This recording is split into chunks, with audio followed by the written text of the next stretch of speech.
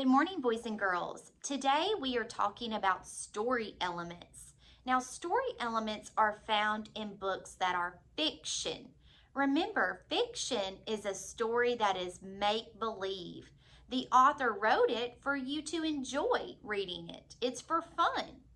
Story elements are things like characters, setting, problem, and solution. Characters are the people or animals in the story. We know that they are the characters because they have speaking parts. They talk to one another. The setting is when and where a story takes place.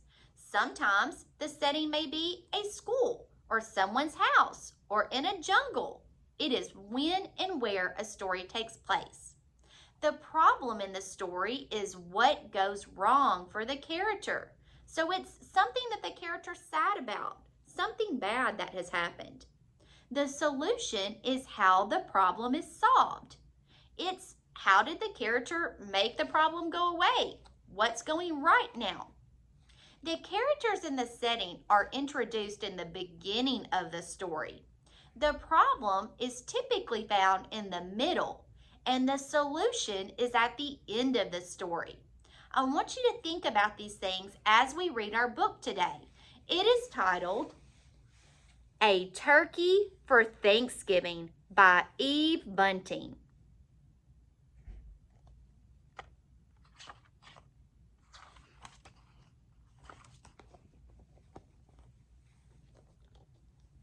It was Thanksgiving morning.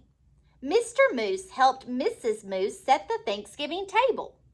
Sheep will sit here. He likes a chair that's straight up and down, Mr. Moose said. Rabbit here, Porcupine here, Mr. and Mrs. Goat here. He smiled at his wife. Isn't it nice to have friends to share Thanksgiving?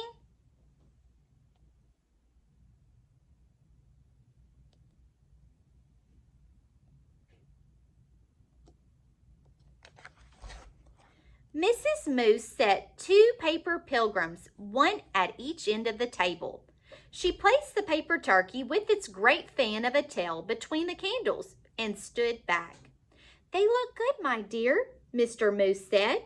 Mrs. Moose sighed. Yes, but I wish we had a real turkey. Everyone always has a turkey for Thanksgiving. Everyone but us. Mr. Moose nuzzled Mrs. Moose's head. Well, that won't do. I will go this minute and find you a turkey for Thanksgiving.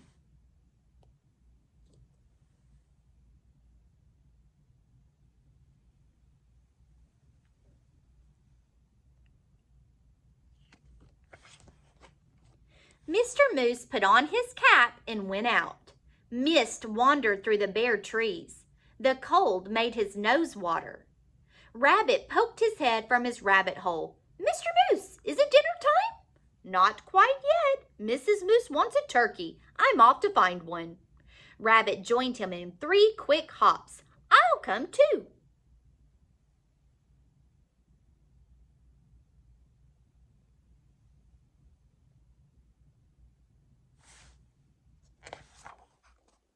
Moose's warm breath hung white in front of him. Snow crunched under his hooves and made little holes that Rabbit jumped over. I see the goats, Rabbit said. Mr. Goat raised his head and spat out the tin can he was chewing. Is it dinner time? He called. Not till I find a turkey, Mr. Moose said. We saw one down by the river, Mrs. Goat told him, and Mr. Goat added, a fat one.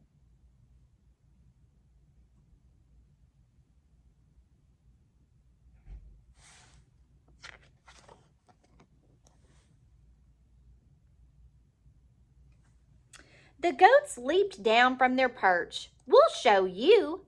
Sheep was further up the hillside looking around as a fur ball in his winter coat. Is it dinner time? He bellowed. First I have to find a turkey, Mr. Moose bellowed back. There's a turkey nest on the riverbank, Sheep called. Wait for me.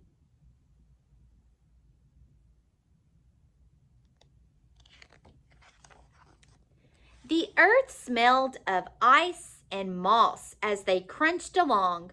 Above them a crow hung, black as a puff of wood smoke. Porcupine was hiding in the underbrush. "It's you," he said, and put his quills down. "We're off to get a turkey for Mrs. Moose," Mr. Moose explained. "Do you want to come?" "I'm slow," Porcupine said. "Pick me up on your way back." "Who'd want to pick you up?" Sheep asked, and laughed his bleat of a laugh. "I'll wait," Porcupine told Mr. Moose.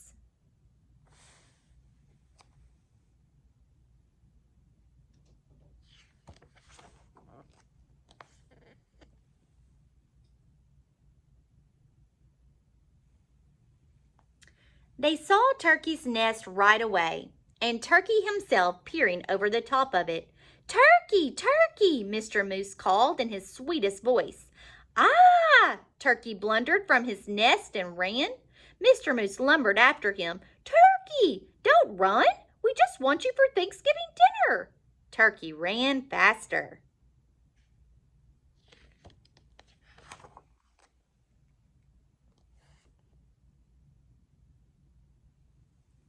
Mr. Moose saw the red and blue sheen of Turkey's neck. Turkey's tail brushed crumbs of snow behind him as he tried to fly. "Too fat," Mr. Goat said. Turkey's legs bent in the middle as he fell. Mr. Moose put a booted hoof on his head and smiled his great, toothy smile. "I hope you don't have other plans for Thanksgiving, Turkey." He helped Turkey up. "My wife won't mind that you're too fat," he said. "Let's go. It's getting close to dinner time." They marched Turkey in front. "I'm sorry about this, for I can see you don't want to come," Mr. Moose said, "but I must insist. A promise is a promise." There was a wreath of dried fruit on the moose's door. Inside, the house was filled with Thanksgiving smells. Mr. Moose hid Turkey behind him. "Look who I brought, Mrs. Moose," he said. "Sheep, the goats, rabbit, and porcupine. And ta-da!" He pushed Turkey around in front of him. "For you, a turkey for Thanksgiving."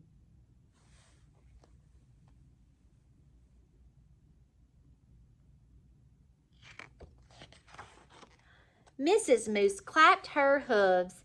"I'm so happy to have you, Turkey. Thank you, Mr. Moose. Now everything's perfect." "Shall we sit?" Sheep asked, heading for the straight up and down chair. "Let's," Mrs. Moose pointed. "Rabbit here. Porcupine here. Mr. and Mrs. Goat here. And look, I brought a chair from the other room in hopes of a turkey." "A chair?" Turkey stammered. "Right next to me," Mrs. Moose said. "Light the candles, Mr. Moose." There were bowls of acorns and alfalfa sprouts dried since summer.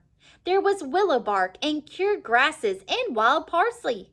There were pressed leaves, thin and pale as new ice on a pond. "I hope you find something to your liking, Mr. Turkey," Mrs. Moose said. "I wasn't sure of your taste." "You are so kind to worry about my taste," Turkey said.